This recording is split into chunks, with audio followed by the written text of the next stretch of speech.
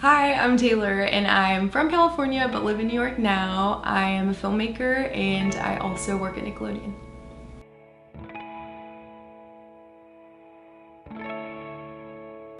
So Everything's Fine, A Panic Attack in D Major was our thesis film at Columbia, and basically it's about a girl who is a recent grad and she is kind of taking the first steps out of grad school and trying to figure out what's next.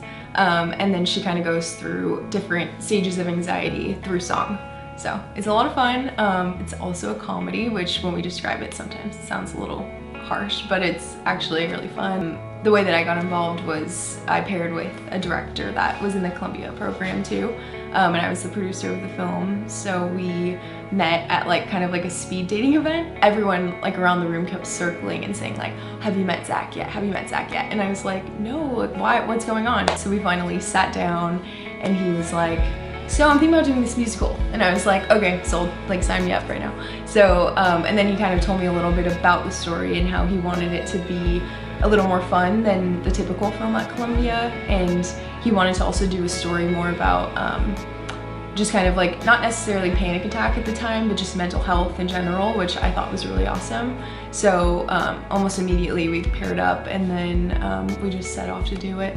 So at Columbia, they definitely put it in people's heads that the projects that you create or the films that you create there have potential to go far. And they also kind of put it in your heads too that at the end of the day, it is a project, it is part of a class, so it's not necessarily needing to excel in any way. It just really needs to help you grow as filmmakers.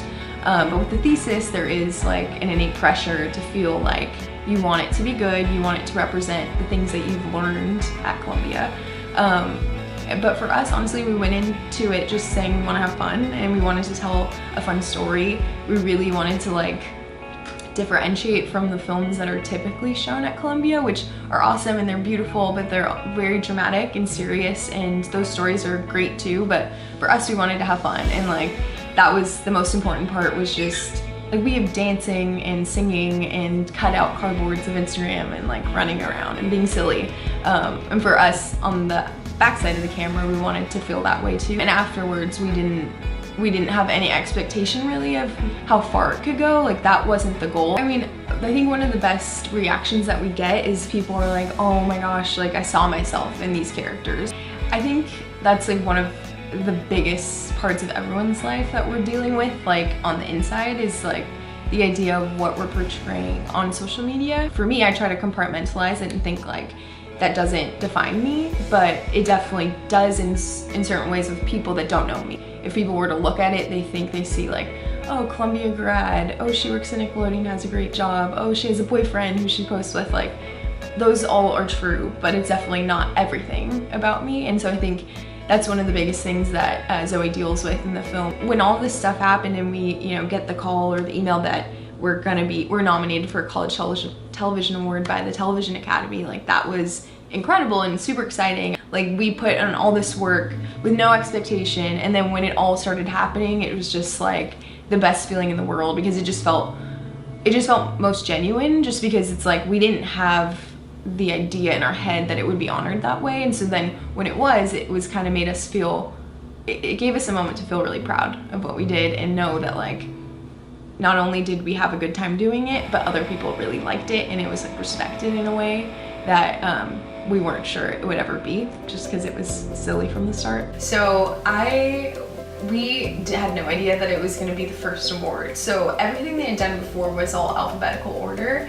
So we had in our heads okay, animation will be first and then it will be us. So I kind of wasn't that nervous yet. So I just sat down, and they had a few people speak, and then they had Jaime Camille come out, and I thought he was gonna host the whole thing, and I didn't realize the background behind him had changed to say comedy, in a tiny corner.